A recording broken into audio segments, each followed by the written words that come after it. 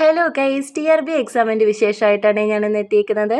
TRB എക്സാമായിട്ട് relate ചെയ്ത് hall ticket വന്നപ്പോൾ ഉണ്ട് എൻ്റെ centre Nagercoil SMRV school. SMRV school വടശ്ശേരിയിലാണ്. അപ്പോൾ ആ ഒരു സ്കൂളിലേക്ക് പോകാനായിട്ട് ഞാനും അമ്മയും റെഡിയായിട്ട് കൊല്ലം റെയിൽവേ സ്റ്റേഷനിൽ വന്നേക്കാണ് കേട്ടോ. നമ്മുടെ ട്രെയിൻ എന്ന് പറയുന്നത് ഒരു 2:55-നായിരുന്നു. അപ്പോൾ 5 മണിക്കാണ് നമ്മൾ നാഗർകോവിൽ എത്തുന്നത്. അപ്പോൾ ഞങ്ങൾ 2:55-നുള്ള ട്രെയിൻ പിടിച്ചു. അങ്ങനെ നമ്മൾ സീറ്റിലിരുന്നു. അധികം ആരും ഇല്ലായിരുന്നു കേട്ടോ. അപ്പോൾ അതുകൊണ്ട് തന്നെ ഒരു നല്ല യാത്രയായിരുന്നു. ഞാൻ ഇവിടെ ഫോട്ടോസും വീഡിയോ എടുത്ത് തകർത്തോണ്ടിരിക്കുകയാണ്. അപ്പം അമ്മയുടെ സ്വഭാവം മാറാൻ തുടങ്ങിയിട്ടുണ്ട് കേട്ടോ. പഠിക്കെന്ന് പറഞ്ഞുകൊണ്ടിരിക്കുകയാണ് അമ്മ. ഞാനിവിടെ കണ്ട വീഡിയോസും ഫോട്ടോസും ഒക്കെ എടുക്കുകയാണ്. വേറൊന്നും കൊണ്ടല്ല, ഒരുപാട് യാത്രയൊന്നും ചെയ്യുന്ന ആളല്ല ഞാൻ. ഒരുപാട് നല്ല യാത്ര ചെയ്യാറേ ഇല്ലെന്ന് പറയാം.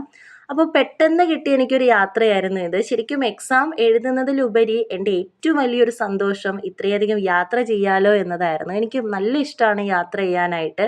അപ്പോൾ ആ ഒരു ഭാഗ്യം എനിക്ക് ഈ ഒരു 2025 തീരാറായപ്പോഴെങ്കിലും കിട്ടി എന്നതാണ് എൻ്റെ സന്തോഷം. എന്നും പറഞ്ഞ് ഞാൻ പഠിക്കാതിരുന്നില്ല. ലാസ്റ്റായപ്പോൾ ട്രെയിൻ നിർത്താറായപ്പോൾ സ്റ്റോപ്പ് എത്താറായപ്പോൾ ഞാൻ കുറച്ച് നേരം ഇരുന്ന് നോക്കിയേ.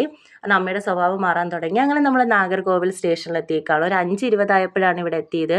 ഇവിടെ വന്നപ്പോൾ അടുത്ത കൗതുകമേറിയ കാഴ്ചകൾ. എന്ത് ഭംഗിയാണ് ഇവിടെ കാണാനായിട്ട്. ഞാൻ അങ്ങോട്ടും ഇങ്ങോട്ടും ഓടി നടന്ന് കാണാണ് കേട്ടോ. ചിലപ്പോൾ ആൾക്കാർ വിചാരിച്ചാണ് ഈ പെണ്ണെന്താ ഇതൊന്നും കണ്ടിട്ടില്ല എന്നവർ വിചാരിച്ച് കാണുമെന്ന് എനിക്ക് തോന്നുന്നു, മലയാളികളുടെ വില കളയാനായിട്ട്.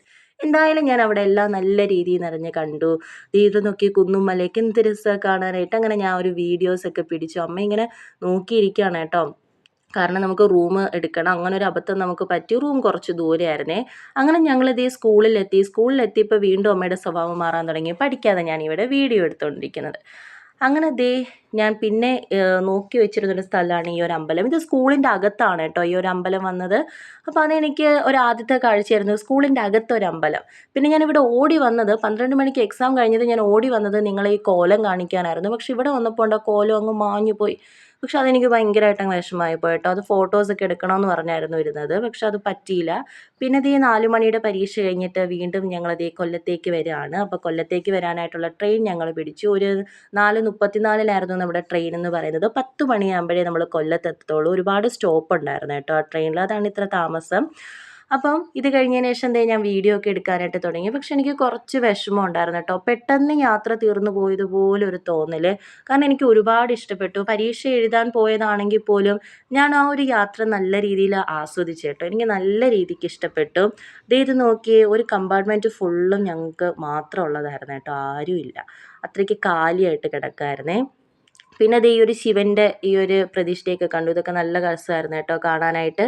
അതിനുശേഷം നമ്മളിത് കുറേ ഫോട്ടോസൊക്കെ എടുത്തു. കൂടുതലും ഫോട്ടോസായിരുന്നു കേട്ടോ എടുത്തത്. കാരണം വീഡിയോ എടുക്കാൻ പറ്റിയില്ല. അമ്മയുടെ നോട്ടം കാരണം എനിക്കധികം വീഡിയോ എടുക്കാൻ പറ്റിയില്ല.